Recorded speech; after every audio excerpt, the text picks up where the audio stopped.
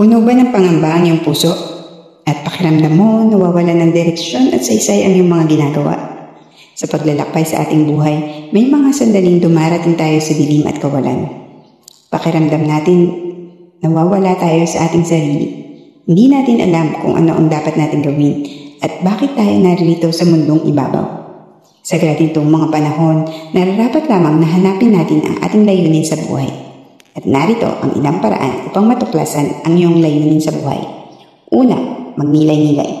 Maglaan ng oras para sa introspeksyon at pagninilay. Tanungin ang iyong sarili kung ano ang mga bagay na nagbibigay ng kabuluhan at kaligayahan sa iyo. Alamin ang iyong mga passion, interes at mga bagay na nagpapalakas ng iyong loob.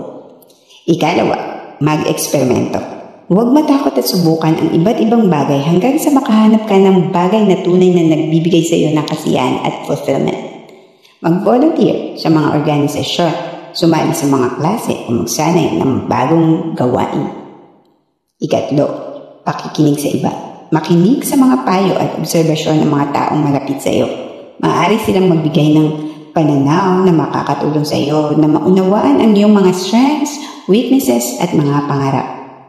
Ika-4, pagsubok at pagkakamali. Huwag matakot sa mga pagkakataon na magkamali o mabigo. Ang mga ito ay bahagi ng proseso ng paglalakbay sa paghahanap ng iyong tunay na layunin sa buhay. Ang mahalaga ay matuto at bumangon muli mula sa mga pagsubok na ito. Ika-5, magmuni-muni. Maglaan ng panahon para sa pagmumuni-muni at panalangin. Makinig sa iyong inner voice at sa mga paninindigan mo. Ang katahimikan at pananampalataya sa Diyos ay maaaring makatulong sa iyo na makahanap ng liwanag sa iyong landas.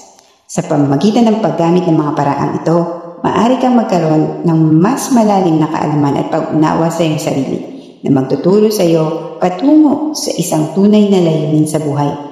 Hayaan mo ang iyong puso na gabayan ka sa pagtuklas ng iyong layunin. Ipakita mo ang iyong tapang at determinasyon sa harap ng mga hamon sa buhay. Sa huli, alalahanin mo na ang iyong pag-iral ay may kabuluhan at ang bawat akbang mo ay isang paglalakbay patungo sa pagtupad ng iyong tunay na layunin.